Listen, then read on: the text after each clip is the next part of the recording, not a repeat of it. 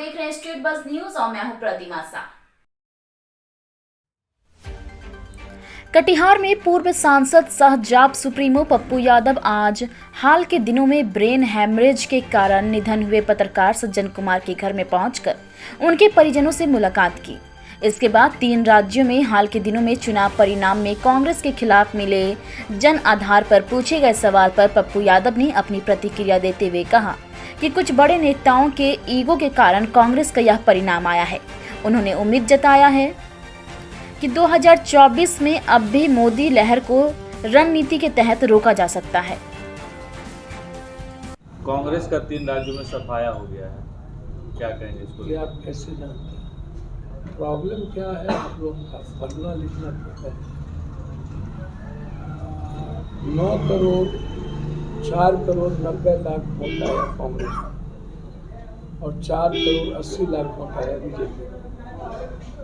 ठीक,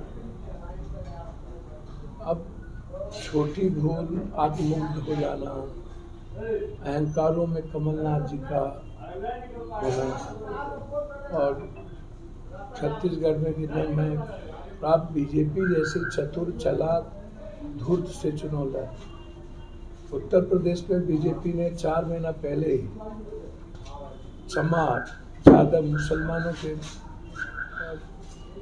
विधानसभा वाइज 10-10 हज़ार वोट हुआ थी, बहुत से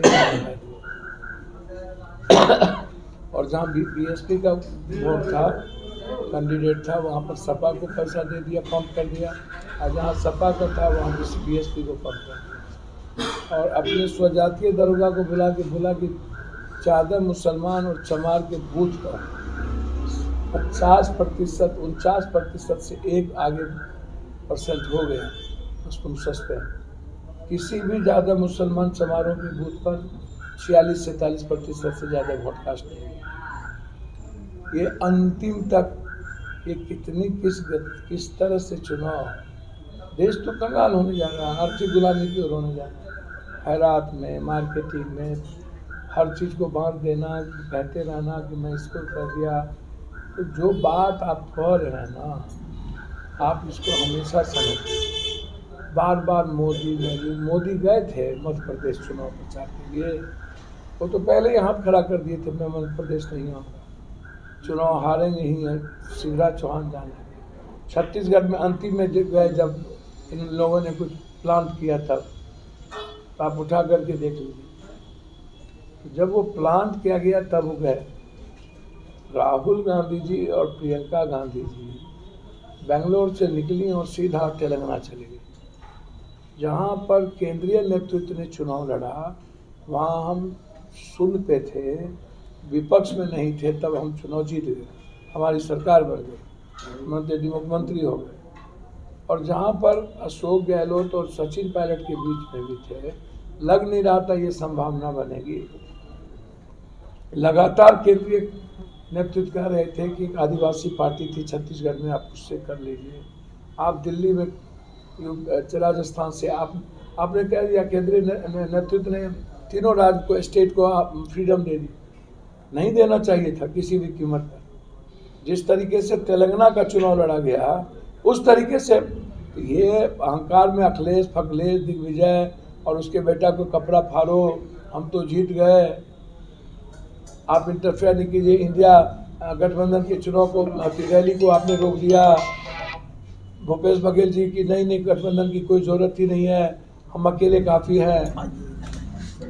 इसीलिए अकेले काफ़ी हैं कि आप इस बात को सोचिए ना, कैसे अकेले काफ़ी। अब बीजेपी जो आत्ममुग्ध, बीजेपी सबसे पहले आरएसएस पैदा कहाँ हुआ?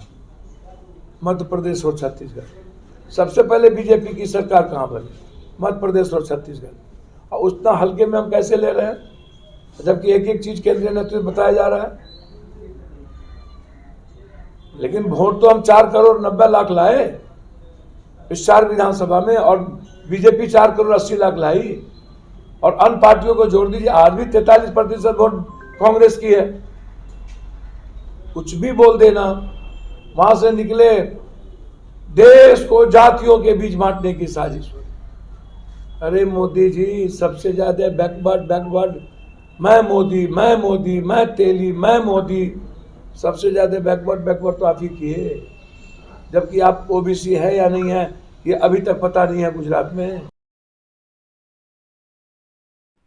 देश दुनिया की खबरों से अपडेट रहने के लिए देखते रहिए स्टेट बज़ न्यूज। धन्यवाद।